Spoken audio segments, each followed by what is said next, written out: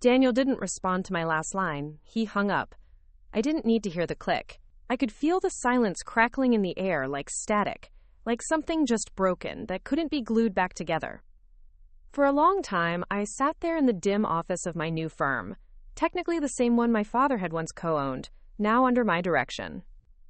My reflection in the darkened computer screen didn't smile. I didn't want revenge to make me feel better. I wanted it to make him feel kleinerer Ensemans. I closed the laptop and stood. My body still ached from the healing incision, and my gait was slower than before, but something inside me had healed in a different way. I wasn't a victim anymore. Not his, not anyone's. Daniel tried to retaliate.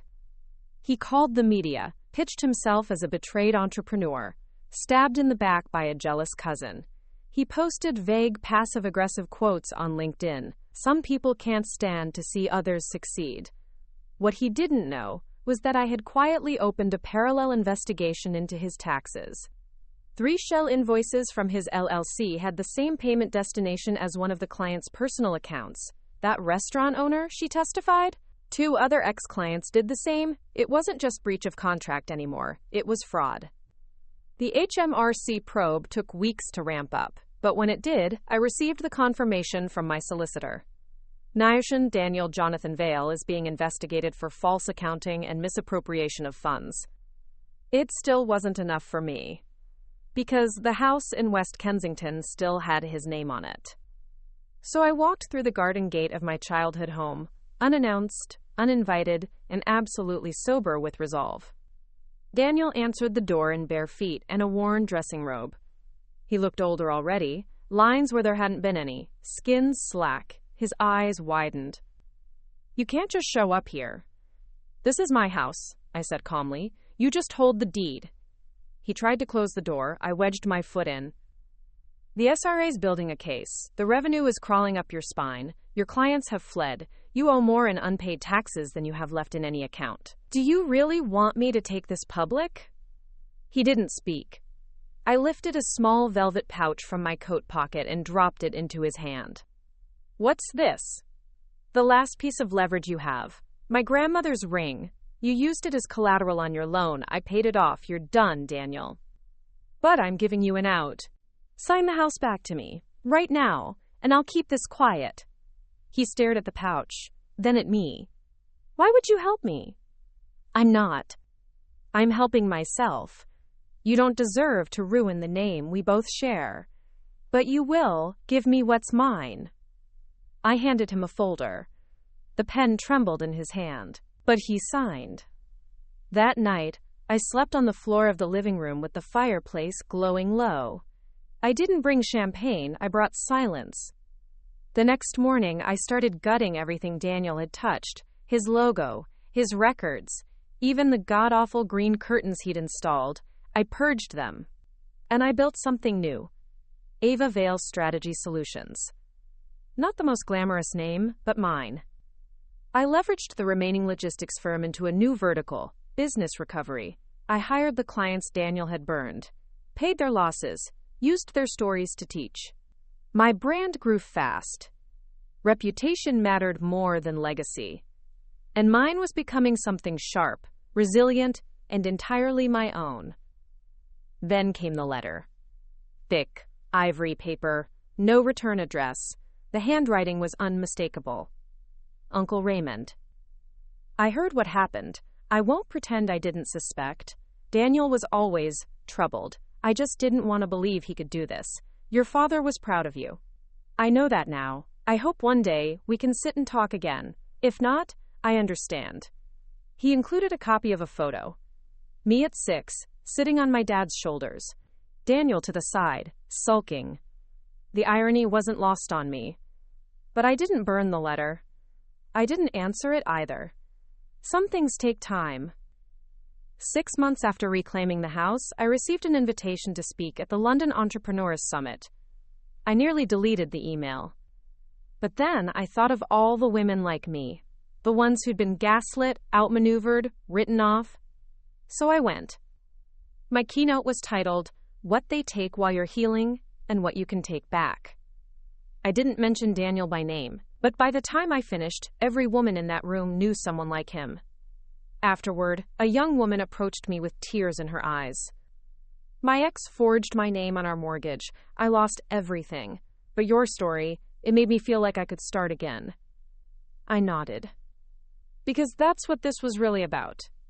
Not just taking back what was mine, but making sure they never took it from anyone else again.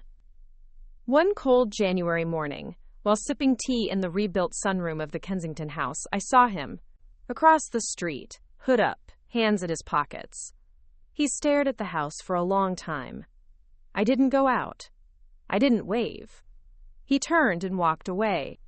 My breath caught when headlights swept across the street. Two men stepping out of a black sedan parked at the corner, their faces hidden in the morning mist. My pulse hammered. Whoever they weren't here to mourn. They were here for business. And this next move would decide whether I finished Daniel, or if his silence consumed me first. First, the chill of that January morning had barely left the air when I realized I was being watched. I sat at my desk in the sunroom, the glass walls still frosted at the edges despite the afternoon sun. My laptop screen glowed with client reports and recovery schedules, but my mind was elsewhere. My pulse had gone quiet after months of constant tension. Too quiet. It wasn't until I saw the glare of headlights on the opposite curb that I finally moved. I rose slowly, each movement a reminder that my body still remembered the surgeon's scalpel. My bathrobe brushed against the polished oak floor as I crossed to the window. Two silhouettes stood at the corner, their features hidden beneath dark hoods. They didn't move away when I approached. Instead, they glanced up as if waiting for something. A bead of sweat trickled down my spine. I reached for my phone, but then paused, remembering how easily everything could be traced. They weren't here to kill me. They were here to scare me. The next hour was a blur. I grabbed my emergency kit, the one I kept in my desk drawer after the break-in at the office. Flashlight, pepper spray, emergency whistle. I pocketed a compact taser I'd bought weeks ago. Then I slipped out the back door, circled around to the front, and approached them. "Can I help you?" I called, voice steady. One of them took a step forward. A man's voice, low and clipped, "Leave Kensington." "That's all." "I don't think so," I replied. He raised a gloved hand. A piece of paper fluttered to the ground at my feet. I picked it up. Just 3 words. "Don't cross me." He turned away. I watched them melt into the misty afternoon, their sedan idling at the curb before speeding off. When the tire's roar faded, I knelt and collected the note, then stood and locked eyes with the empty street. They thought they'd won. They were wrong. Back inside, I slammed the front door and bolted it. My heart thundered in my ears as I dialed the only person I trusted beyond my inner circle, Sophia Grant. She answered on the first ring. "Ava, what's wrong?" "They're here, Sophia, outside my house. 2 men, black sedan. They left a note." A pause. Then, "Send me everything. I'll be there in 10. Sophia wasn't just my best friend. She was a former MI6 operative who'd turned security consultant. When the dust settled, she ran a boutique firm that catered to high-profile clients. Her office was hidden behind a florist shop in Marylebone. She oversaw every detail personally. I texted her a photo of the note and a rough description. Within 10 minutes she arrived, stylish, efficient, and utterly unflappable. "Let me see that," she said, scanning the paper. I explained everything, the men, the note, the way they watched me. She folded the note carefully and tucked it into her coat pocket. They were professionals, but sloppy. A civilian doesn't carry a note like that. No encryption, no code. They wanted a message delivered by hand. What now? We find out who asked them. For the next week, my life shrank to 2 locations, the Kensington house and Sophia's safe house in Marylebone. I barely slept, I barely ate. Security cameras covered every inch of the property. Guards took shifts outside.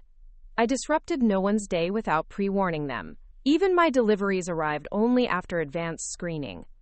At Sophia's, I watched her staff work through the footage. "There," she pointed on the screen, Two men in nondescript coats exiting a parking garage by the Thames, license plates registered out of county. They walked in my direction, then turned away. Any idea who paid for the garage? I shook my head. I'll find out. In the meantime, you need to get back to work. I swallowed. I can't focus. Yes, you can, because if you don't, they win. Her words hit harder than any blow. She was right. So I returned to the office, my new company, and dove back into client work.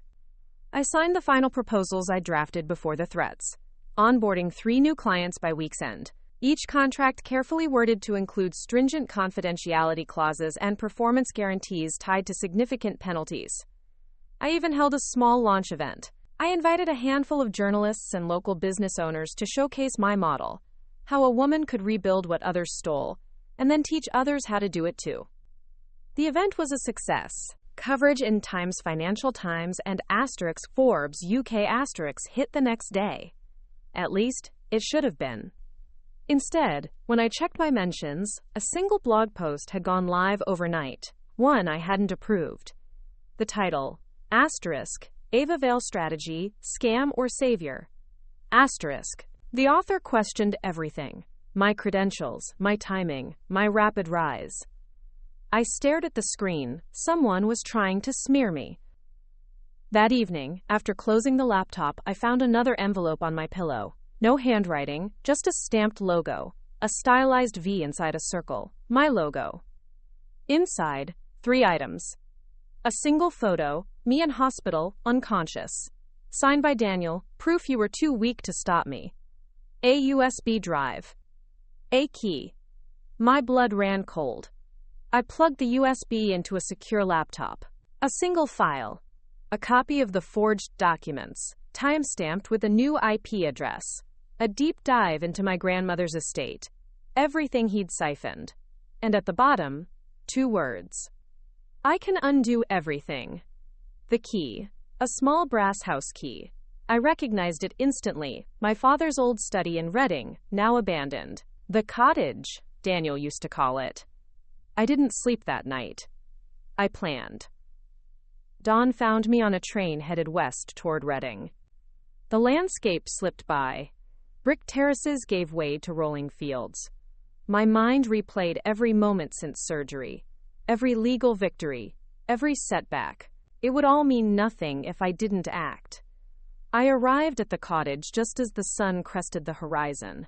The building was a ramshackle thing. Ivy crawling up the walls, windows boarded, door hanging on one hinge. I inserted the key. The lock clicked. Inside, dust motes danced in the air. My flashlight beam revealed old furniture draped in sheets. On a small desk by the window lay an open ledger. Recognizable scribbles in my father's handwriting, accounts from decades ago. I scanned the pages. Embedded in the margins, in fine print, instructions for dispersing funds upon his death, a clause Daniel had overlooked. Water under the floorboards trickled. I knelt and shone my light beneath. There, in a hidden crawl space, sat a wooden box. Trembling, I opened it. Inside, deeds. Original titles to the house in Kensington. The trust documents for the logistics firm. And a final letter, addressed to me. My father's handwriting, steady. My dearest Ava, if you ever read this, know that I believed in you beyond measure. Daniel's path was different, but I never wanted him to go it alone. These documents are your shield. Use them wisely and remember that justice isn't just about truth, it's about action. Whatever happens, I'm proud of you. Always, Dad. Tears blurred my vision. I clutched the papers to my chest. They thought they had leverage. They were about to learn the cost of underestimating me. The train ride back felt like crossing a battlefield. Each station was another checkpoint in my mind. Collect evidence, expose the fraud, secure the trust. By the time I returned to London, I had a plan, a 3-fold strategy. 1. Knife legal action, time asterisk. Submit the original deeds and trust documents to the High Court with an emergency injunction. 2. Knife public exposure, asterisk. Leak the story to a trusted journalist under embargo, the truth about forged signatures and stolen inheritance. 3. Final confrontation. Asterisk. Face Daniel one last time, not from behind a desk, but where it began, the Kensington house.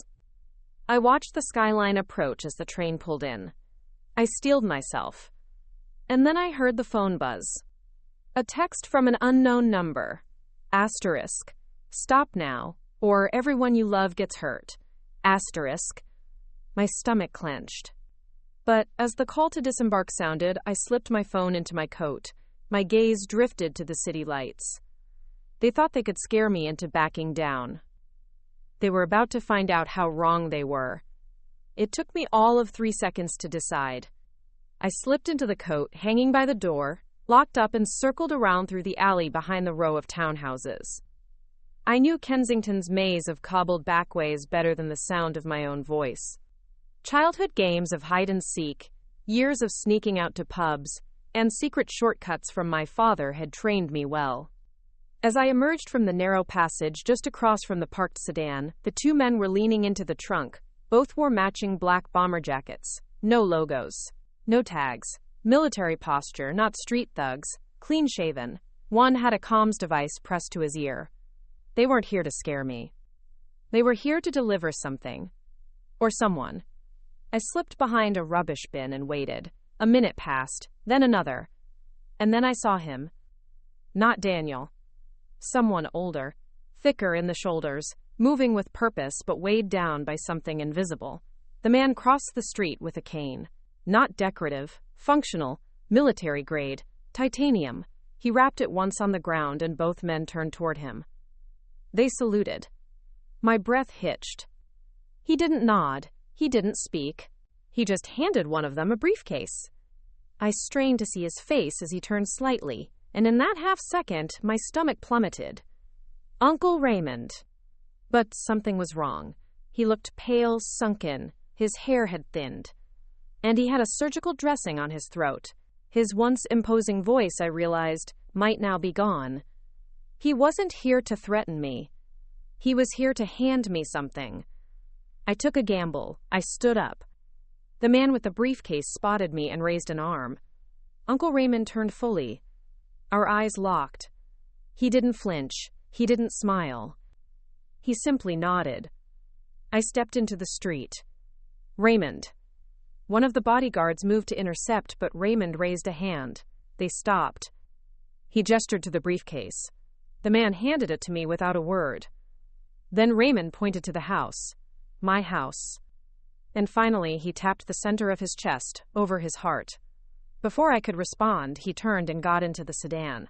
It pulled away silently, disappearing into the fog.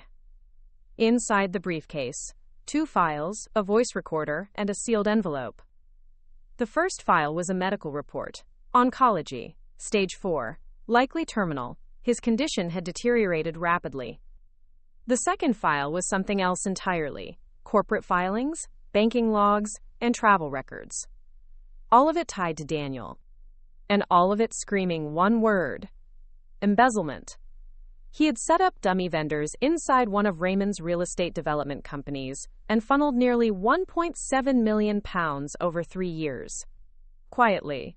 Consistently. No one questioned him because he used legitimate email credentials and third-party contractors with believable portfolios. Raymond had known. But he had kept it buried. Until now. I opened the voice recorder. The file was time-stamped 4 days ago. Raymond's voice, scratchy, but firm. Ava, if you're hearing this, I'm likely beyond the point of reversing anything. I stayed silent because I thought protecting the family meant protecting Daniel. I was wrong. I watched you fight back with more grace and fire than I ever managed in my best years. I am sorry. And this is my penance. Burn him down. Publicly. Legally. Entirely. Do not show mercy. He won't deserve it. I let the recorder fall onto the rug and sat back on my heels. My hands were shaking. The weight of legacy and anger and grief all pressed against my ribs like a vice. I met Sophia that night at her secured rooftop office in Marylebone. I handed her everything. She scanned through the documents like a surgeon with an X-ray. "This is more than enough," she said. "Wire fraud, corporate abuse, internal theft, possibly even collusion with 2 foreign shell firms." She tapped one of the signatures. "You know who this is?" I squinted. "That's Richard Farley, one of Daniel's schoolmates. Ran an offshore accounting firm. It was shut down last year during a trafficking investigation." My throat closed up. "What does this mean?" "It means Daniel may have accidentally tied himself to organized crime. If we move on this, we can hit him with more than just lawsuits. We can bury him. But you need to be sure, once this goes to press, there's no walking it back." I stared at the documents. Then I thought of Raymond's eyes. And I nodded. We prepared the files for simultaneous submission, HMRC, Companies House, National Crime Agency, and a carefully selected financial journalist at The Guardian. It was a meticulous operation. By dawn, it was done. By dusk, it was viral. Asterisk, whistleblower reveals family empire built on lies and stolen millions. Asterisk, Daniel's photo was everywhere. His mug from that startup interview 2 years ago. A bright, smiling face beneath bold, condemning text. Comments flooded in. More victims surfaced. Old schoolmates, colleagues. Even his ex-fiancée posted anonymously about his coercion and manipulation. Within 48 hours, Daniel was arrested trying to board a flight out of Heathrow, charged with 11 counts of financial misconduct. His bail was denied. That week, I returned to the cottage in Reading. The sun broke through the branches as I opened the old wooden shutters. Dust swirled like glitter. I found my father's last journal tucked behind the headboard. In it, a line that hit like prophecy. Asterisk, your voice will be your revenge, Ava, not your anger. Speak loud and speak last. And I had. But the story wasn't over. Because a day later, I got a message from an encrypted email address. No subject. No name. Just an audio file. I played it. A scratchy male voice. "You took one son. Let's see how well you protect the rest." My blood froze. There was only one person who could call Daniel their son. Daniel's mother. My aunt. And I remembered that she hadn't spoken to me since the funeral. Until now. I called Sophia. She picked up after the first ring. "We need a full sweep, every digital trace, and I need eyes on every family member still in London." Quote, "You think she'll act on it?" She just declared war. Because in her mind, I had dismantled her entire legacy. Her son was behind bars. Her husband was dying. And I was the girl who had once been told to sit quietly at family dinners, now paraded in headlines as the one who brought down the Vale dynasty. She wouldn't forgive me. She would come. And this time, I wasn't just fighting for property or justice. I was fighting for survival. Before we jump back in, tell us where you're from. If this story moves you, please subscribe. Tomorrow, I have a special story for you. My aunt's name is Eleanor Vale. To the world, she's a well-preserved woman with an enviable art collection and a garden that once won her a feature in Twer Country Living. To me, she's the one who used to lock her voice behind bone china smiles and discipline, with the cold efficiency of a banker balancing the books. There's no one on earth more capable of vengeance without raising her voice. And now she was angry. No. She was humiliated. That made her dangerous. Sophia activated a full digital trace. Every call, text, and encrypted whisper connected to my legal filings was scanned for metadata signatures. In less than 12 hours, her team uncovered something chilling. Eleanor had been quietly working through proxies since the start of my recovery. Not just watching. Engineering. There were emails from a family office tied to a Geneva account, offers made to the logistics firm months before I'd purchased it, disguised under corporate acquisition interest. Anonymous shell investors had filed inquiries into my credit record. A string of negative reviews had been posted online about my new consultancy, all within hours of each other, all originating from VPNs. Every digital footprint led back to the same name on the ownership log of a private equity firm headquartered in Liechtenstein. times EV Holdings. Eleanor Vale. She wasn't just angry that I brought down Daniel. She had been trying to beat me to it. To box me out. To own me before I realized the game had even begun. And now that she'd failed, she'd shifted tactics. The voice message wasn't a bluff. It was a declaration. 3 nights later, I walked into a charity gala hosted at the Tate Modern. I wore a backless navy dress with no jewelry except a gold cuff from my mother's collection. I knew the guest list had been approved by Eleanor herself. I also knew she would never expect me to show, but this wasn't just a public appearance. It was an announcement that I was done hiding. I saw her the moment I entered. She was dressed in silver silk, her hair in a perfect chignon, and her pearl earrings gleaming beneath the gallery lights. Around her, donors circled like satellites. But the moment her eyes found mine, everything around her blurred. I crossed the room with a flute of champagne in my hand, calm, controlled. I stopped 2 feet from her. Eleanor. Her smile didn't touch her eyes. Ava, how unexpected. Not as unexpected as your message. Her glass paused midair. Threats are a risky move, I said, voice low, especially for someone with offshore assets and 3 shell companies exposed to regulatory scrutiny. You overestimate your position, and you underestimate my patience. I stepped closer. I know about EV Holdings. I know about the acquisition attempts, the VPN trails, the reviews, every digital fingerprint. You left them. Her lips parted. She didn't deny it. You won't win this, she whispered. I already did. Now I'm just deciding how loud to make it. She blinked. And in that split second, I saw it. Not just anger. Fear. The next morning, I received a letter via private courier, not signed, not addressed, just a single phrase on embossed cream stationery. Purpose: withdraw your charges, or bury your family name. I laughed. Because that name didn't mean what it used to. Not to me. It had been weaponized, used to steal, to con, to manipulate. I wasn't preserving a legacy. I was building a new one. But I couldn't afford to get cocky. Because Eleanor still had resources. And secrets. And I had just painted a target on my back. Over the next week, things escalated fast.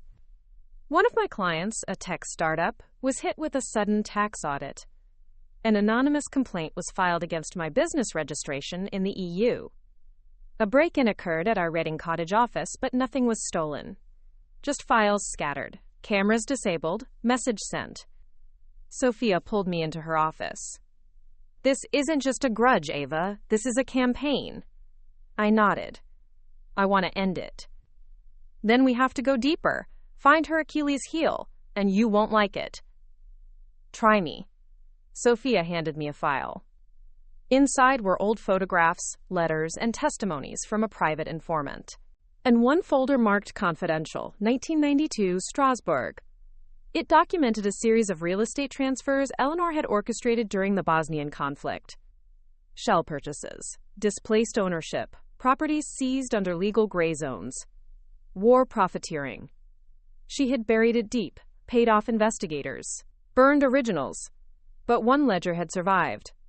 We release this, Sophia said, and she's not just ruined, she's untouchable. No one will go near her, not banks, not boards, not the press. And the family? Collateral. I sat there, staring at the folder. This wasn't just vengeance. This was annihilation. And the only question that mattered now was whether I had it in me to do it. I made the call. Leak it anonymously, full release, but time it, give me 48 hours. Why? Because I want to see her face when the fuse is lit. I requested a private meeting with Eleanor. No entourage, no gala, just her and me. I chose a public park in Chelsea. She arrived in a gray coat and gloves, minimal makeup, no pearls, her eyes were steel. I handed her the Strasbourg folder. She opened it. Didn't even blink. You've been very busy, she said. You threatened my family. You dismantled mine. He stole everything. You covered it up. He was my son, and I was your niece. She didn't respond. I stepped back. You have 48 hours. Disappear, close your accounts, leave England, or I release everything. You wouldn't survive it either. Maybe not, but I'll burn slower than you, and louder. A long silence. Then she whispered, Your mother would be ashamed. I leaned in. My mother would have carved your name into stone, just to make sure the world remembered what you were. She stood, turned, walked away. Bei mon Recurgode, Sophia texted me the next morning. Nummer Jumzestring, Swiss accounts closed. Holdings dissolved. Private jet chartered from Luton. No return ticket. Bei mon Monmer Midurand. Monmer Midurans. Jumzestring, Sarge. Eleanor Vale had left the country. No headline, no fanfare. Just exile. 2 nights later, I stood outside the Kensington house as a breeze danced through the garden hedges. I lit a candle. My father's old lighter still worked. The flame flickered softly as I walked through every room of the house, saying goodbye to shadows. And then, in the quiet of the rebuilt sunroom, I opened my laptop. Typed out a message. Asterisk to everyone who has ever been underestimated, overlooked, or written off. Build louder. Rise higher. And take back everything. Asterisk under ask. I hit publish. The screen glowed. The war was over. But the story wasn't done, because I still had one more secret left to uncover. And it lived in a file my father had hidden long before either Daniel or Eleanor had touched a penny of the family fortune. And what was inside that file would unravel everything I thought I knew about the Vale family and myself. The file wasn't hidden in a safe. It was embedded inside an old ledger, one of my father's expense books from 1989, mislabeled as Petty Cash 2. It took weeks to find, tucked in a box of records I had almost discarded when gutting the garden shed. If I hadn't been looking for a spare trowel, I might never have discovered it. The ledger was mundane at first. Receipts, ledger codes, light repairs for the Kensington house. But around page 93, the entries shifted. Handwriting grew tighter, words less descriptive, then symbols, codes. And finally, a single envelope taped to the inside cover. My name, in his handwriting. Inside was a letter, thin with age, but what it revealed changed everything. A sing letter. A sing letter, Ava. If this reaches you, it means something has gone terribly wrong. There are things I never told you. Not because I didn't trust you, but because they were too dangerous. You see, your mother didn't just come from wealth. She came from intelligence. Her father worked with the SOE during the Cold War. When she passed, she left behind a vault of files too classified for public view, connected to Vale Holdings. That includes Eleanor. And me. Dump tape behind of Eleanor and I both handled assets once tied to off-the-book government projects. We buried them. We used some of them. And yes, we benefited. But there were names on those files. People who wouldn't want them public. This is not about money anymore. It's about control. And if Eleanor is still in power, she may already know what you're holding. If you value your life and the truth, don't destroy it. Don't hide it. Release it. Let the world decide. Tasnate Chuck, the vault is beneath the old tailor's shop in Marylebone. The key is sewn into your mother's wedding dress hem. Use it well. I love you, Dad. I read the letter 4 times before I could breathe again. A vault? Beneath a tailor's shop? My hands trembled.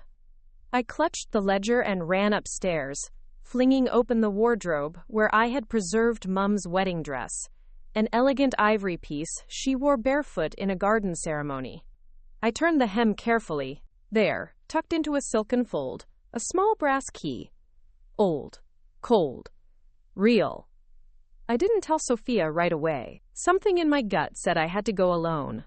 The shop had long since shuttered, a quiet corner of Marylebone, now converted into an antique bookstore.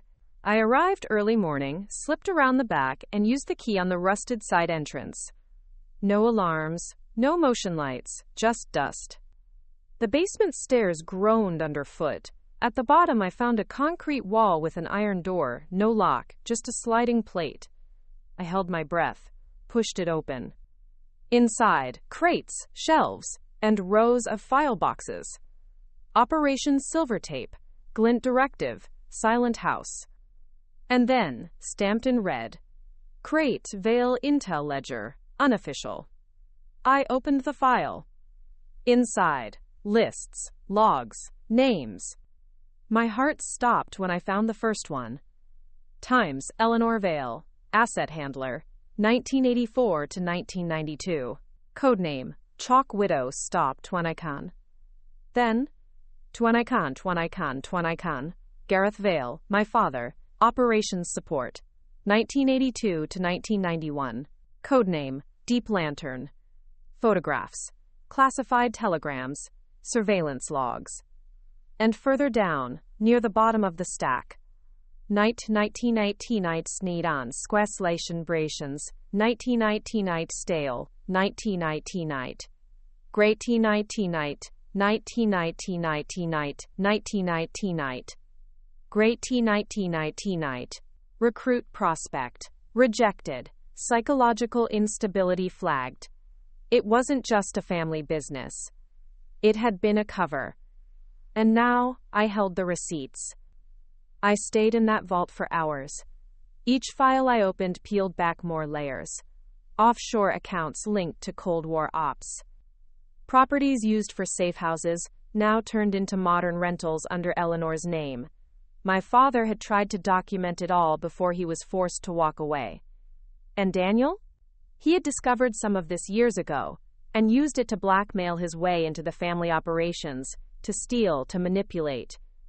He hadn't been a fluke. He was the product of a system that Eleanor helped build. A system I could now end. When I finally returned home, I called Sophia. We have a bigger problem. I told her everything. By the time I finished, she was silent. You need to go public, Ava, now. Before someone else finds out you were in that vault. We need to protect the innocent. Some of these people, they were just tools, pawns. Then redact what you must, but drop the core, expose Eleanor, clear your father, burn the machine. The next day, I issued a press release. An anonymous leak through an international investigative outlet, the Grey Ledger Files. The story went global in less than a week. Exclusive Cold War secrets buried in UK real estate empire. Quote, Eleanor's name trended. International bodies launched inquiries. Whistleblowers emerged. A half-dozen corrupted government assets were identified and disavowed. And my father's name? Cleared. Posthumous exoneration, national apology, formal tribute. But the most important moment came in the quiet. When I sat in the Kensington garden, sunlight dancing off the wrought iron bench, and read the final lines of a letter from a woman I never met. Your father saved my brother's life in Berlin. We never forgot. Thank you, Ava. 6 months later, I reopened the logistics firm under a new name, Touch Lantern Strategy, in honor of my father. We took on only clients who passed our ethics screening. Our slogan? Tamchnam's truth has a voice. We teach it how to roar. Middle of part 5. This story took us a long time. If you like it, subscribe. Now, back to the story. But as I sat beneath the moon that evening, I couldn't shake one feeling. That someone else out there had read the files too. Because just as I was closing my laptop, a package arrived on my doorstep. No sender, no label. Just a single note inside. Times asterisk. You weren't the only one, he told. Asterisk. And underneath it, a photo of my father standing beside a man I had never seen before, wearing the same cufflink I now wore on my wrist. The past wasn't done with me, and neither was the truth. The photo was grainy, sun-washed, and clearly taken decades ago. But I couldn't mistake the cufflink. The man beside my father had a square jaw and hair cut short in the military style of the late 70s. His arm was casually slung around my dad's shoulder, like they were old friends. Or maybe something more. I turned the photo over. A single line of faded ink in my father's unmistakable handwriting. Asterisk. They said we had 10 minutes. We took 22. It meant nothing. And yet, it meant everything. Because my father only wrote in code when he was protecting someone. I called Sophia. I need a trace on an unidentified man in an old Cold War photograph. Possibly British or American intelligence. I'll send the photo. Is he a threat? I don't know, but someone wanted me to see him. On it, give me a day. That night, I barely slept. I sat at my desk with a magnifier, scanning the photo. In the background, there was a torn sign on the brick wall behind them, mostly illegible, except for 2 letters. Knife, B-R, knife. Brick Lane? Brixton? Bruges? I ran every possible location through old MI5 archives and post-Cold War declassified safehouse registries. Nothing turned up. Until the morning. Sophia called. The man in the photo is most likely Julian Marks, former MI6 deep cover operative, disappeared in 1993, declared dead. But the records are odd. How odd? There was a sealed folder in the MOD files, access restricted, redacted, but someone else tried to open it 2 days ago. I froze. Someone inside? No external IP, routed through 6 countries, masked, but we tracked it to a company, one I think you know. Whose? Daniel's, or at least what's left of it. My heart lurched. Daniel couldn't be operating from prison, could he? Maybe it was a scheduled crawl, Sophia offered, but the timing. Too perfect. Too pointed. By noon, I was on the train to Norwich. It was a long shot, but one of my father's old journals had mentioned a warehouse he visited near there. An old safe house during the height of Glint Directive. If Julian Marks was still alive, he might have gone underground. And if he was dead, maybe someone had found what he left behind. I arrived at dusk. The air was thick with sea wind and smoke from nearby chimneys.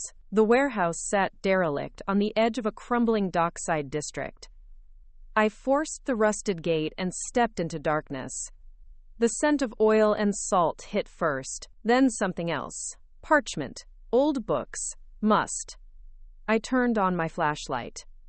On the far wall, under tarps and decades of grime, were crates, labeled in Cyrillic, and next to them a stack of audio tapes, each marked in red. My breath caught in my throat. I played the first tape on a battery recorder I found buried in the box. The voice crackled, deep, slow, British accent, northern. If you're listening to this, Gareth, then either I'm dead, or you're braver than I gave you credit for. Either way, you were right. About Eleanor. About the funding. About the backdoor deals. You kept me alive longer than you know. The voice paused. Then, I never told you everything, and I'm sorry, but I left it all here. The tapes, the papers, even the final list. Use it if you must. Just make sure they can't bury it again. There were 6 more tapes. I played them all. What they revealed made my blood run cold. Julian had been tracking a secondary faction inside the UK intelligence community, a group that operated outside all jurisdiction. Their goal wasn't information, it was leverage. They planted handlers inside business dynasties. Vale Holdings was one of their longest-running assets.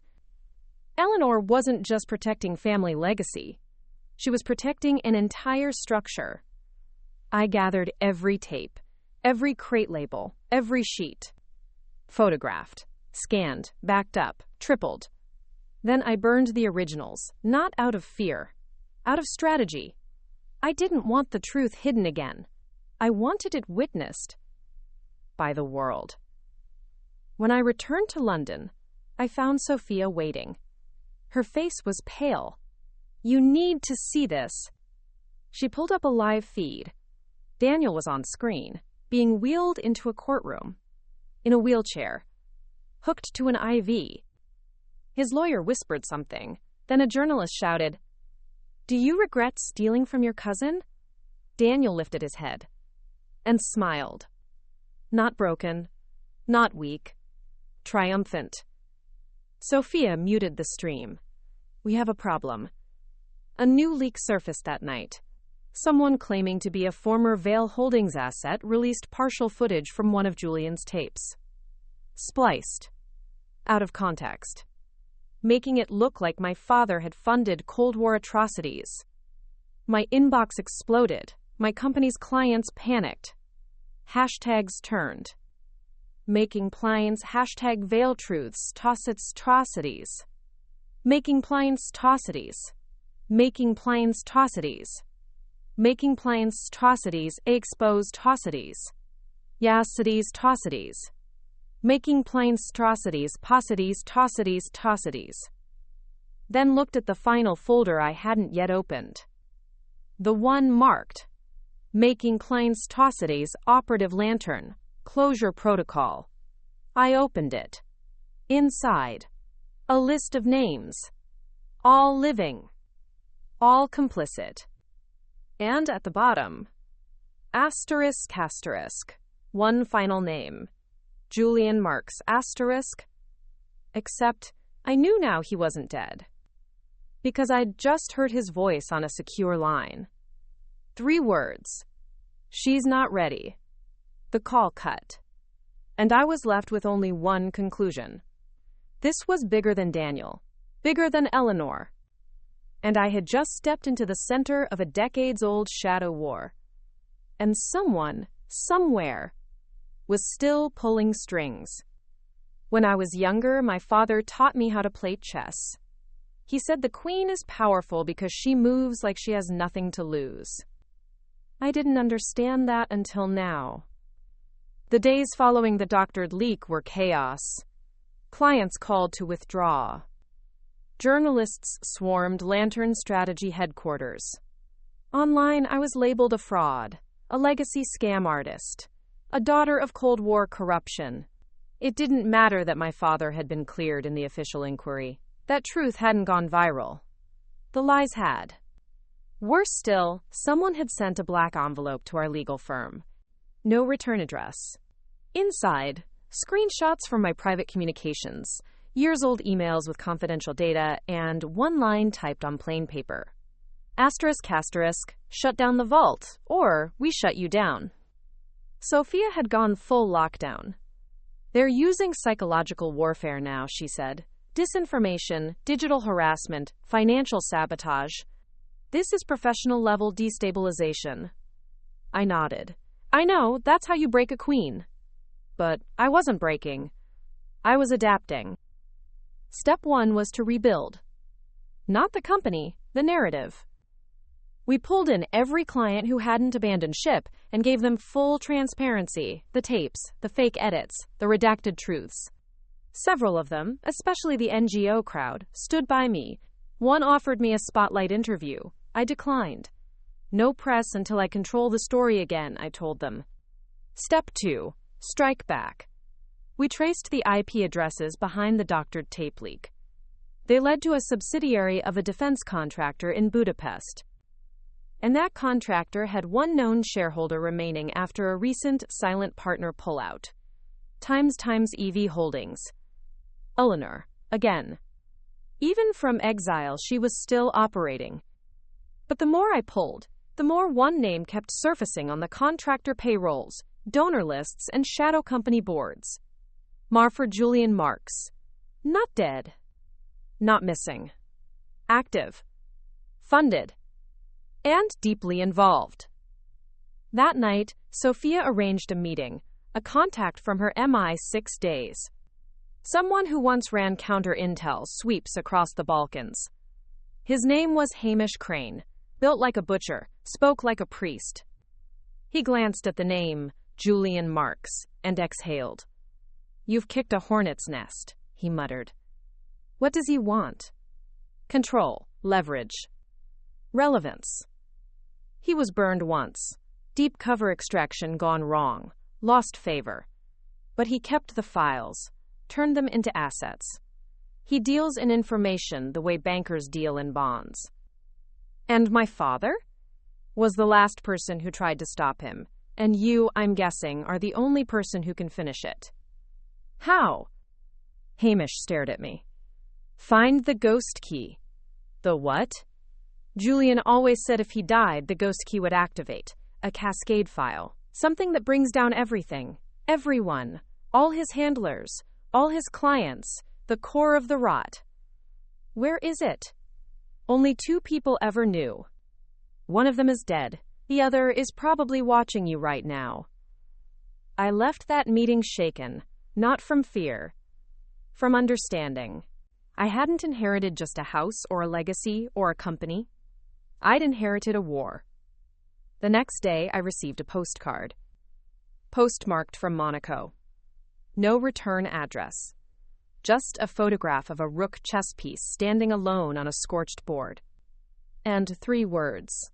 Nimes asterisk, move before check. Asterisk. I handed it to Sophia. She examined it under UV light. Revealed on the edge in faint ink.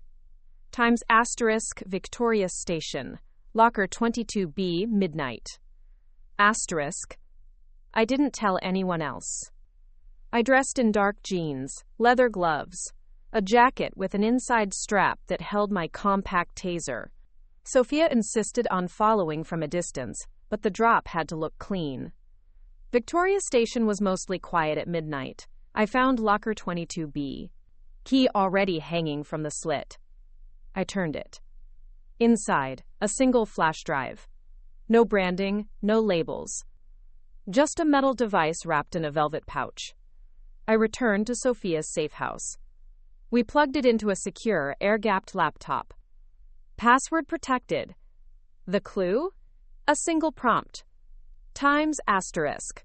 They said we had 10 minutes. Asterisk. I typed. We took 22. The screen unlocked. Files flooded open. Videos, transcripts, ledgers, surveillance, names. Every secret Julian Marks ever collected. Bankers, diplomats, executives, agents, even judges. Eleanor, Daniel, government officials. Hundreds of them. It was the ghost key. And now, it was in my hands. Mout. But the moment the files finished decrypting, the screen blinked. A live chat window appeared. Text appeared line by line. In a Bernea B. Chob. Be it Prienborg, Julian. I wondered when you'd find it. Eva, you've been watching me. In a Berneas. In a Bernea B. You've been watching me. In a Bernors. You carry lantern's light. That makes you dangerous. Tenba Prayan Bors. Tenba Bors. Prayan Bors AV. Because I'm tired. And because I believe in contingency. If I disappear, the truth should outlive me. But if you survive, then maybe you can do what I couldn't. Which is? Nor Julian. Kill the network. Burn it all, then vanish. Sock? Kilvanay, or? Kilvanay burns you first. Kilvanay, Medio, Asiala Julian. Or, the window closed. Connection terminated. I leaned back in my chair. Lantern's final weapon lay in my hands. But if I used it wrong, I wouldn't just destroy Eleanor or Daniel or their legacy. I would burn half the underworld intelligence network in the Western Hemisphere. Some guilty, some not. And at the center of it all, me. So I made my next move. One final, silent, surgical strike. Not a press leak, not a speech, not a file dump. I made a list of every name with provable crimes. I sent it directly to the international tribunals. No aliases, no cryptography, just facts. The rest? I encrypted and locked it inside an unlisted data vault, guarded by a 3-party key split between me, Sophia, and Hamish. If any of us died, it would be released. The chaos that followed was immediate.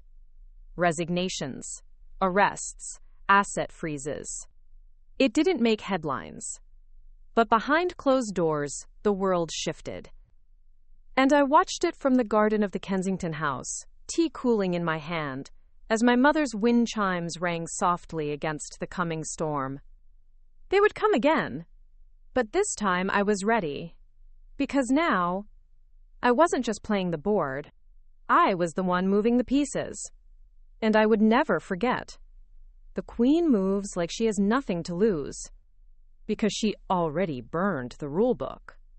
3 weeks after the ghost key was activated, the silence became its own kind of tension.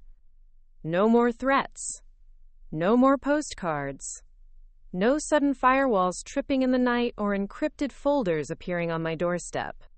The stillness was almost more unsettling. Sophia said it best. The network went underground. They're wounded, which makes them desperate. Hamish had returned to Istanbul. Sophia remained in London, running sweeps around my property every 72 hours. We both knew this wasn't over. Not really.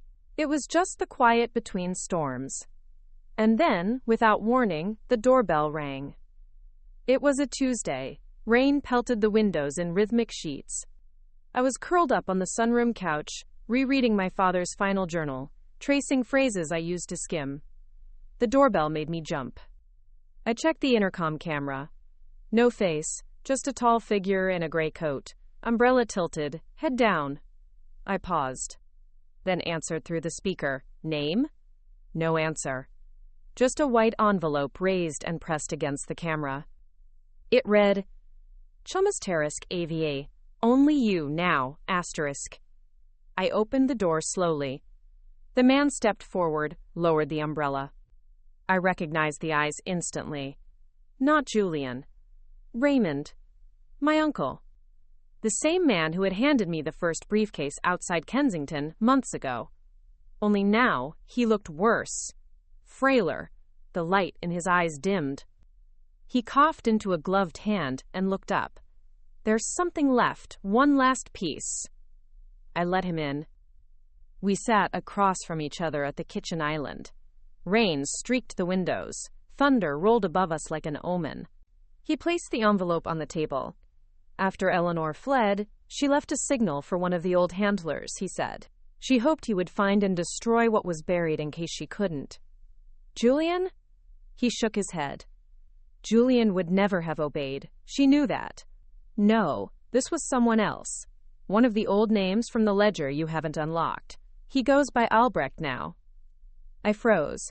The name sounded familiar. Germany? Vienna, but he moves. He built the encryption protocol Julian used, the original failsafe, and he holds the trigger. What trigger? Raymond slid the envelope forward. The second vault, the one your father never opened, because he didn't know it existed. I tore open the envelope. Inside, coordinates, and a fingerprint, inked on paper. Below it, one sentence. Times asterisk. Verify identity through Echo One. Use at midnight. One try only. Asterisk. What is Echo One? I asked. Raymond swallowed. A biometric interface, deep tech, buried in a Cold War bunker. Your father used it once. I've never been able to. But you have his blood. He stood, staggered slightly, placed a hand on the counter. It has to be you. And then, as if his body had waited until that moment, he collapsed. Sophia met us at the hospital. Raymond was stable, but unconscious. The doctors said the cancer had metastasized. He had days. A week, if lucky. We need to go, I told Sophia. To the coordinates? Yes, tonight. By dusk, we were flying over Belgium in a private jet lent by Hamish. The coordinates pointed to a valley north of Linz, Austria. Remote, snow-covered. A former NATO listening post buried inside a mountain. We landed in Salzburg, transferred to a four-wheel military-grade vehicle, and drove through the night. By dawn, we reached the mouth of a tunnel blasted through stone. A faded sign above it read, times B10 SCHNEEWERFER times. Echo 1. Inside, it was colder than ice. The hallways were long, reinforced, built to withstand siege. At the center, a steel door with a scanner. Beneath it, an ancient biometric interface. Fingerprint, retinal, voice pattern, all required. I pressed my finger to the glass. The device blinked. Then a voice crackled to life. Times, asterisk identity match, Gareth Vale. Secondary signature confirmed, access granted, asterisk. The door groaned open. The vault was silent. At the center, a single table, a chair, and a box. Black, sealed, with 3 keys already inserted. And 1 slot empty. I glanced at Sophia. She nodded. I pulled the final key, the one I found in the hem of my mother's wedding dress. Slid it into place. Turned. The box hissed. Opened. Inside, a tablet, still powered, waiting for command. It blinked. Asterisk, asterisk, Echo Protocol Final, Contingency Delta. Deploy BLACK-FALL files? My N100/N Taurus/Sarid. I looked at Sophia. What are Blackfall files? She hesitated. Rumor only, but if real, they're the original records of Cold War ghost missions. Names of all handlers, informants, corrupted diplomats, operatives, many still active. What happens if I hit yes? Total collapse of half the legacy networks still operating quietly between states. And if I hit no? They stay buried, and one day, someone else will dig them up, maybe not as carefully. I stared at the screen. It waited. So did the future. And then I pressed $Turks $. The screen went dark. Then lit up again. Times, asterisk, authorization complete, distribution begun, asterisk. Data began uploading through a self-contained satellite rig. No stopping it now. Sophia whispered, "You just pulled the pin on 40 years of lies." I nodded, and we walked out into the snow. The Queen had made her move, and the board would never be the same again. We drove back to Salzburg in silence. Snow clung to the tires, the windshield, the folds of our coats. Sophia kept glancing into the side mirror, not because she thought we were being followed, but because she knew the landscape behind us was no longer just Austria. It was the past, broken open. The Blackfall files had gone live. Encrypted drops to every major tribunal and oversight agency across the EU, the UK, the UN. Names, locations, wire transfers, photographs. Some of them decades old, others from last year. And buried within it all, a list of the remaining cells still in operation. Some of them inside governments. Some of them inside corporations. Some of them inside families. By the time we landed in London, the world had changed. Quietly. But fundamentally. I turned on the television the next morning and found a former MP stammering his way through a press conference.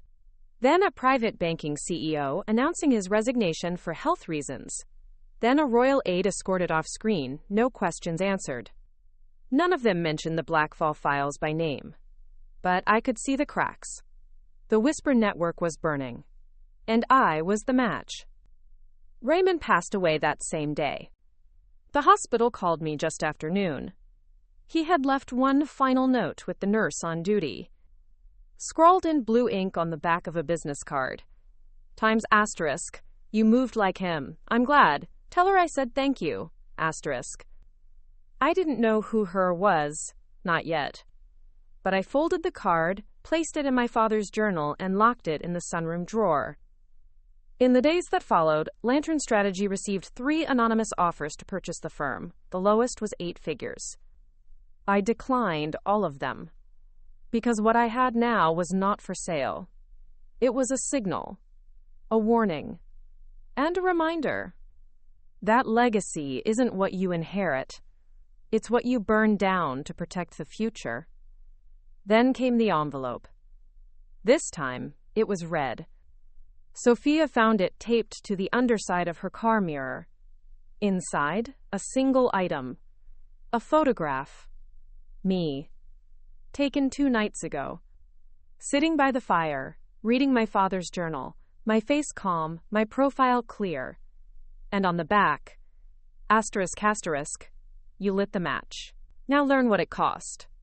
Coordinates followed. Outside Riga, Latvia. Sophia and I argued for 2 hours. She wanted to send a drone. I wanted to go myself. In the end, I compromised. We would go together, but only I would enter. We landed just past midnight. The coordinates led to a crumbling estate outside the city limits. Ivy choked, shuttered windows, an iron gate hanging open like a broken jaw. I walked the gravel path alone. Pushed the door. It creaked open. Inside, candles. Dozens of them. Lighting a narrow path to the back of the house. A study. And there, seated in a leather armchair, was a woman. Older, sharp eyes, red scarf. She looked up. "You took my son," she said. "Eleanor. Alive." I didn't flinch. "He took from me first.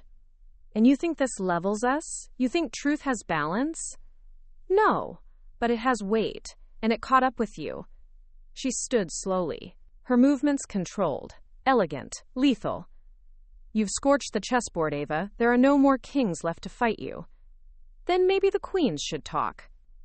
She tilted her head. "Talk, then. I want names. The ones not in Blackfall, the ones Julian kept for leverage." She raised an eyebrow. "You don't have them?"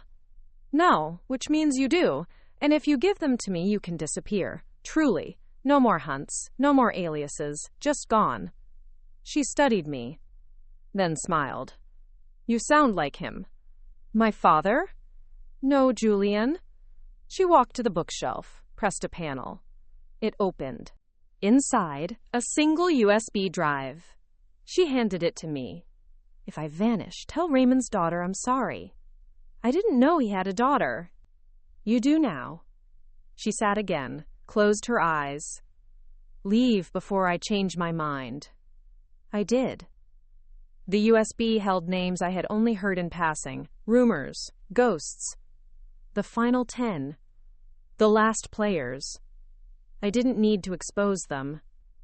Not yet. Just knowing they existed was enough. For now. I returned to London. The Kensington house stood quiet, golden in the morning sun, and on the porch, wrapped in string, was a small package. Inside, a chessboard. Every piece missing, except the queen. Painted red. The message was clear. The game wasn't over. It had just changed. And I was the new rulebook. The queen wasn't just painted red. She was weighted. I turned the piece in my hand. It was solid, heavier than the others on my board. Something inside rattled. Barely perceptible, but real. I held it up to the light and saw a thin seam around the base. It wasn't just symbolic. It was a key. Back in the sunroom, I locked the doors and flipped the table lamp toward the chess piece. With a jeweler's loop, I traced the edge, then pressed lightly on the crown. Click! The base twisted open. Inside, a rolled microfilm strip. I used an old reader from my father's archive to examine it. Names, coordinates, surveillance logs. But these weren't just operatives or handlers. They were asset seeds. Planted legacies. Children. Descendants of Cold War agents placed in families, orphanages, and adoption agencies to create long-game influence networks. One name stood out immediately. Influence naming Marion Vale. Born in Berlin, adopted in the UK, raised in Edinburgh. Alias. Influence naming Marion Crane. Sophia's mother. I called Sophia that evening, asked her to meet me at the garden bench. When she arrived, I placed the queen in her hand. "You should see what's inside," I said. She stared at it, then at me. "It's from Eleanor? It was left on my porch." Whoever sent it wanted us to keep going. Or wanted us to stop. I nodded, then told her what I found. When I said her mother's name, Sophia didn't speak, just stared at the ground, then up at the house, then away. Finally, she whispered, "She used to disappear for days, said it was diplomatic work, never told me where." Do you think she knew? She had to. The next morning, Sophia didn't come to the office. She was gone for 3 days. When she returned, she handed me a folder. Everything I could find. Letters, photos, MI6 debriefs. She was part of a fertility placement initiative in '82. 3 children seeded into the UK. And you? The only one who survived. It changed things. Sophia wasn't just my ally anymore. She was born from the very structure we were dismantling. But instead of crumbling, she leaned in. This doesn't change the mission, it sharpens it. We're not cleaning up old messes anymore, we're preventing the next generation. She pointed at the film. We find the others, we give them the truth, we give them a choice. Over the next 2 months we traveled. Madrid, Prague, Oslo, Geneva. Each lead led us to someone like us. Some didn't believe, some did, some already knew and wanted out. In Hamburg, we met a woman named Elise who ran a publishing house. She recognized the names before we spoke them. Her father had told her stories. Paranoid bedtime tales about Red Queens and Ghost Boys. She joined us.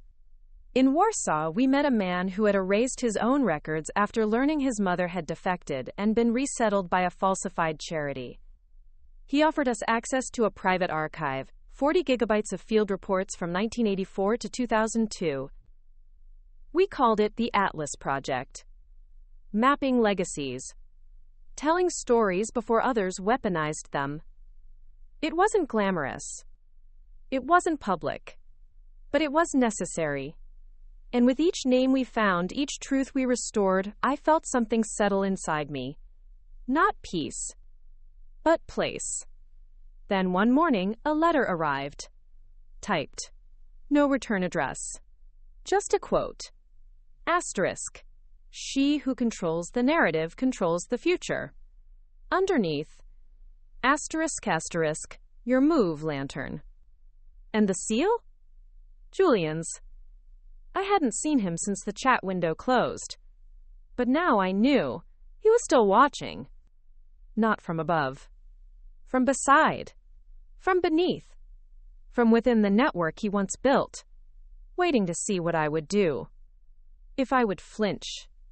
If I would fade. But I wouldn't. Because this wasn't a game anymore. It was a map. And I was charting it. One name at a time. I didn't respond to Julian's letter. Not yet. There were still too many threads to follow. Sophia and I spent the next several weeks in an abandoned airfield outside Glasgow. We turned the old control tower into a war room, maps stretched across the walls. Every pin a ghost, every red string a secret reborn. We were building more than a narrative now. We were building resistance. One night, I found a second microfilm in the hem of my father's favorite coat. I had kept it for sentimental reasons. Never expected it to hum against my hand as I folded it. The reel was labeled only with a symbol. Times circle inside a triangle. I knew that emblem. So did the world. It was the logo of Ascalon Group, a private defense contractor with offices in 7 countries. Publicly, they dealt in logistics. Privately, they were rumored to clean up the messes no one could legally admit to. This reel was their index. Clients, contracts, expenditures, false flag operations. And right there, in the top left corner of the first image, Credge recipient, Eleanor Vale. But under that, Credge to overseer, Julian Marks. I stared at it so long, the letters blurred. Julian hadn't just been watching. He'd been directing. Even the attacks that came for me, the operations that trailed me through Latvia, the whispers that tried to shake my foundation. They weren't Eleanor's. They were his. I showed Sophia. She read through every page, every scratched code and contract. When she finished, she looked up and said, "He doesn't want to kill you, he wants to crown you." As what? His successor. I stood. Then we find him. Tracking Julian wasn't like tracking the others. He didn't leave digital traces. He left narrative gaps. Stories that contradicted. Data that didn't match. A dead man who surfaced in 3 different places. But one name kept surfacing alongside his. Contradict in Pleton, Dr. Inés Volterra, former information strategist at Europol, disappeared after an ethics scandal. Also known as Times JV Handlers, Julian's proxy. We found her in Marseille, running a second-hand bookstore behind the crumbling shell of a university. She knew we were coming. "He told me you'd arrive eventually," she said, pouring tea. "I'm not interested in playing his game." "Of course you are. You already are. The moment you kept the files instead of destroying them, you joined the board." Sophia paced. I stayed still. "Where is he?" Volterra smiled faintly. "Closer than you think, farther than you'll believe." "Meaning?" She leaned in. "He never stopped being Lantern. He just passed the light to you. But the fire, that still burns in him, and now he wants to watch how you wield it." "I won't be manipulated." "You already have been, but you're also something else. The one piece he didn't account for." Quote, "Because I fight differently?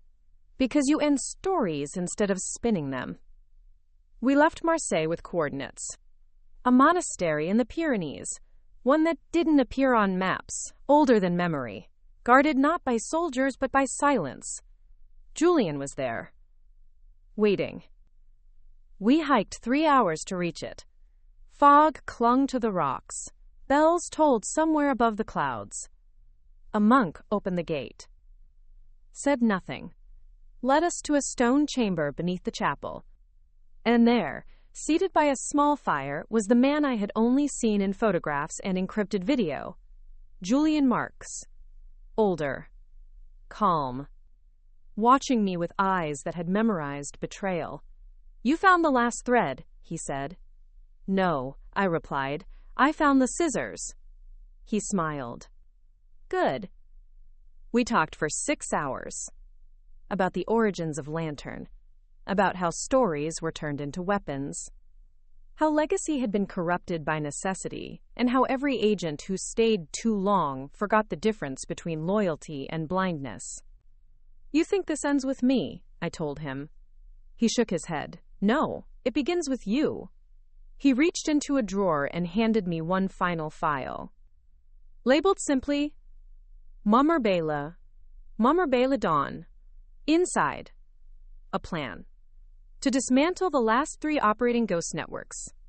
Safely. Without detonating the world around them. He stood. Placed the file in my hands. "This is my last move," he said. "Why me?" "Because everyone else I trained became shadows. You became fire." He turned. Disappeared behind the stone curtain. I never saw him again. Sophia and I returned to London. Dawn became our blueprint. 3 names. 3 structures. 3 endings. We had the light. Now we needed the storm. Storms, I've learned, don't announce themselves. They gather. In data leaks. In whispered warnings. In headlines that read like coincidences but feel like countdowns. We launched Dawn on the spring solstice. Symbolic. Intentional. The day the light lasts just a little longer. 3 names. 3 missions. 3 fuses. The first, Agnetha Moravec, former Scandinavian diplomat, inherited an unregistered network of sleeper consultants embedded in trade organizations across Europe. We located her in a villa outside Bergen. She didn't resist, didn't deny. She simply asked, "How long did it take you to find me?" "Too long," I answered. She handed over a drive. I was waiting for someone who would finish what the last generation only hinted at. Use it, clean the rot, then let me go. We did. The second, the Delphi node, a clandestine predictive analysis unit posing as a tech startup. Built by ex-analysts from two now-defunct NATO subgroups, they didn't use weapons, they used numbers. Probability. Pattern forecasting. Their models were being sold to private buyers with agendas. We infiltrated their servers. What we found wasn't just analysis. It was curation. They weren't predicting the future. They were designing it. We shut it down, exposed it through whistleblower journalists, created a backlash so loud the founders vanished from the public eye. Good. And the third? The third was the hardest. Tamers knive the corridors. Not a person. A process. A channel through which identities were rewritten, histories cleaned, and agents reinserted into the world with manufactured backstories. We didn't even know where to look until Sophia traced a series of medical procurement contracts back to an unlisted facility in the Ardennes. It looked like a recovery center. It was a factory. We breached it on the 2nd of May. Inside were 23 people, living lives that weren't theirs. One woman believed she was a widow from Brussels. In truth, she was a former cultural attaché who'd gone dark in 2003. Another thought he was a retired architect. He was once the handler of a Balkan militia leader. But the worst was in the basement. A machine. Not metal. Human. A boy. 12. Raised without history, without language, a blank slate. His name? They called him Taraf Echo. Nasprisi Amorizanamens. Nasprisi Amorizanamens. Taraf Echoes. I couldn't move. He stared at me with eyes that had never learned to lie. No records, no DNA registry, no birth certificate. Just a file. Market. Herpen's Genesis Initiative. Prototype 1. We shut it down. Rescued who we could, gave them options. Truth, choice, an end. For Echo, we found a safe house, not to hide him, to raise him, with books, with silence, with stories that weren't lies. Mont. After dawn, there were no parades, no medals, just inboxes full of encrypted silence. Threats disguised as apologies. Apologies disguised as grants. And one message from an anonymous source. Trester asterisk, not all ghosts sleep forever. And not all storms come with clouds. Asterisk Menus inquired. I walked the Kensington Garden that night, barefoot in the spring grass. Sophia sat on the stone bench, sipping wine, her fingers still stained from developing microfilm. We did it, I said. She raised her glass. No, we just stopped what was already dying. I nodded. Because she was right. But even decaying structures fall hard. And the weight of what we carried would echo for years. That evening, I received one final file. Plain. No signature. Just coordinates. And one phrase. Times asterisk. The original fire is still burning. Come alone. Asterisk. Location? The center of Athens. The oldest shadows often hide in the brightest sun, and I was ready to meet the last one. Head on. Athens was blazing. Not from fires, not from riots, from light. Golden morning light that slipped through columns older than memory and made every surface look like it had been kissed by gods. I arrived with no backup. No plan. Just a destination. A rooftop across from the ruins of the Temple of Hephaestus. There was a chair waiting for me, and a man sitting in it. He didn't move when I approached, just nodded once like we were old friends meeting for coffee. You made it, he said. His voice was low, familiar. Too familiar. He looked up, and I stopped breathing. It was Daniel. You're dead, I whispered. No, you just needed me to be. The prison, the trial, the reports. Scripted, bought. Released. Why? He stood slowly. Because I couldn't fight you anymore, not as Daniel. He walked to the edge of the roof. So I disappeared. I let the mask burn. And when I saw what you did with Lantern, I knew. Knew what? That you were the only one who could finish it. I stared at him. You were the rot. I was the product. Eleanor's, Julian's, all of them. I didn't know how deep it went until I saw my own face reflected in those files. He reached into his coat and pulled out a small data chip. This is the last of it. The root. Before Julian. Before Eleanor. Before even Dad. He handed it to me. What's on it?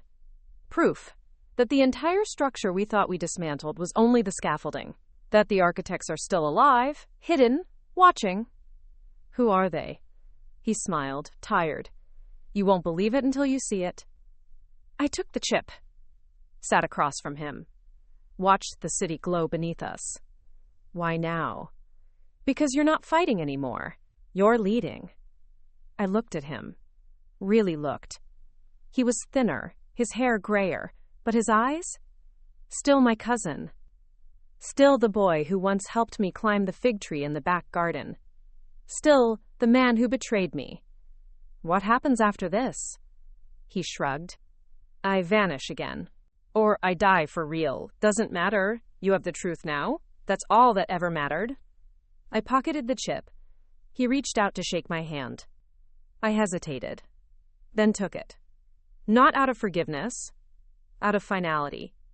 And when I turned to leave, he didn't follow. Back in London, Sophia ran diagnostics on the chip. It was real. Old. Layered with analog encryption. Probably decades deep. We opened it in a Faraday cage. Inside.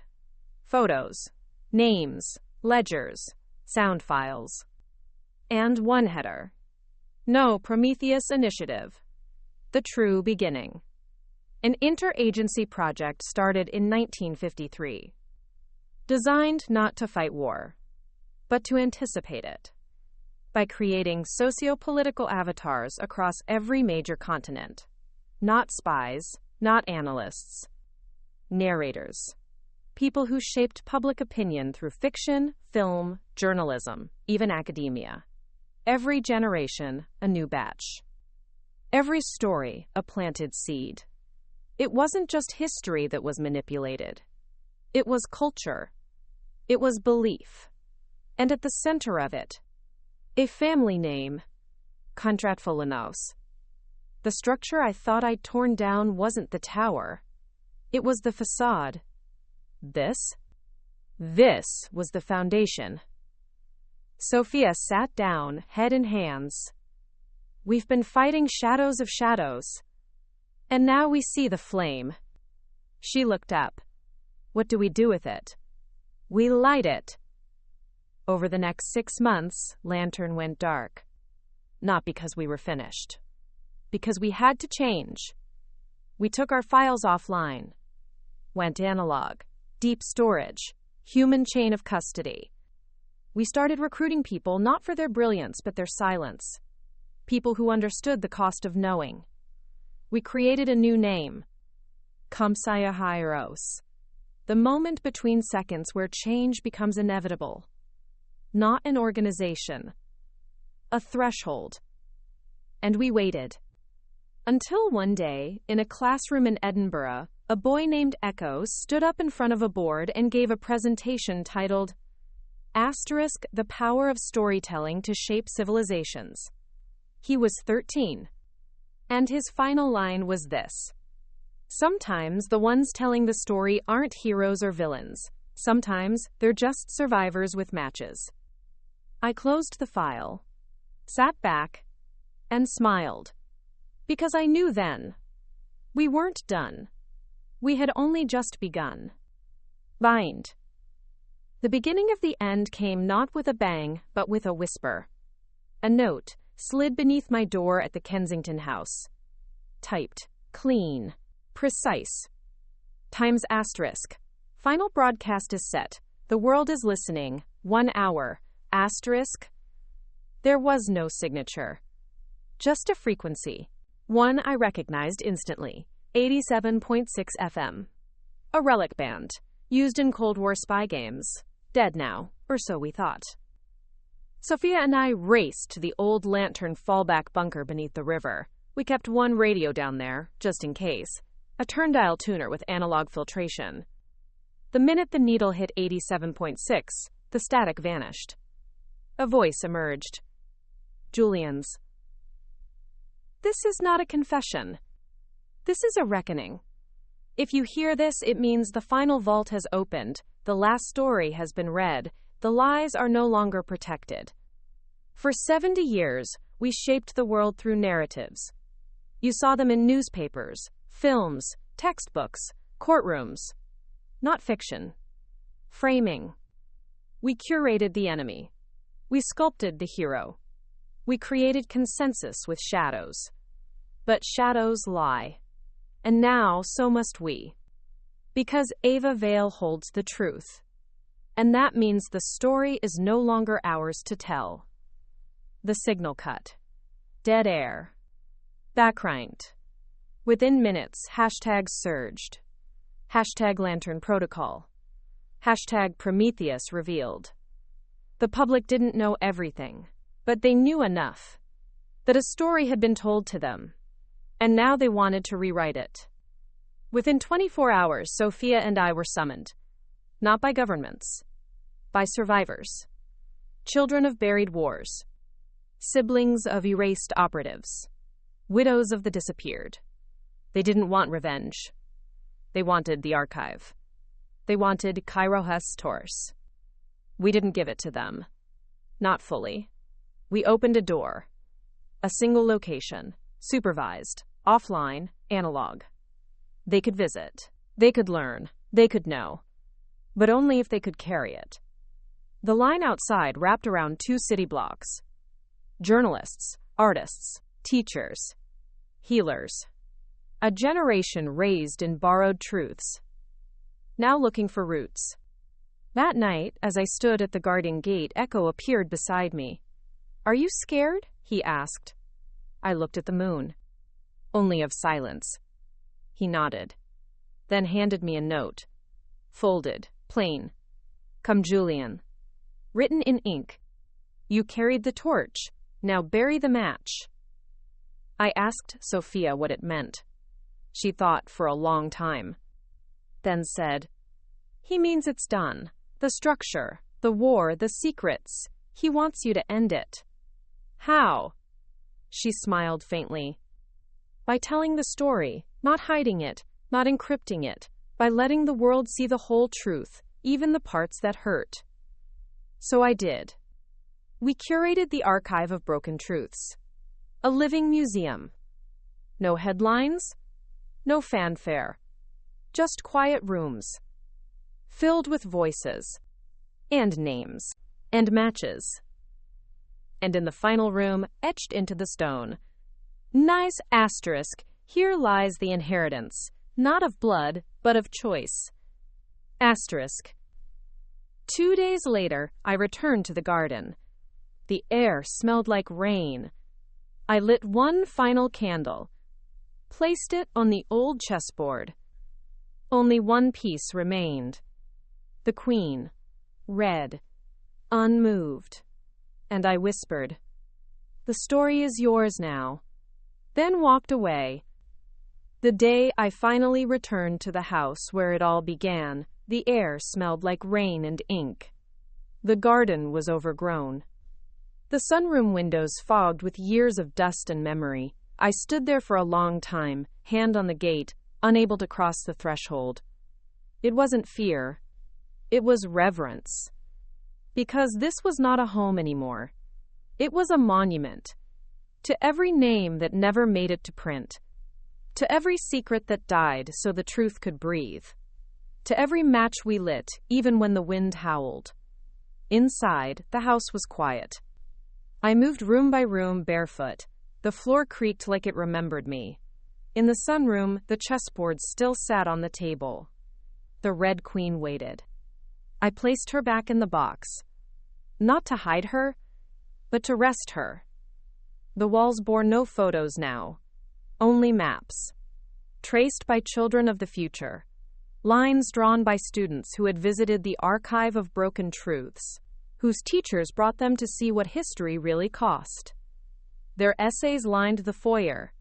Asterisk, I used to think truth was loud. Asterisk, now I know it can also whisper. Asterisk, heroes bleed. That's how you know they're real. Sophia met me in the kitchen. Hair longer now, smile tired, heart steadier. She poured coffee into mismatched mugs. We didn't say much. We didn't need to.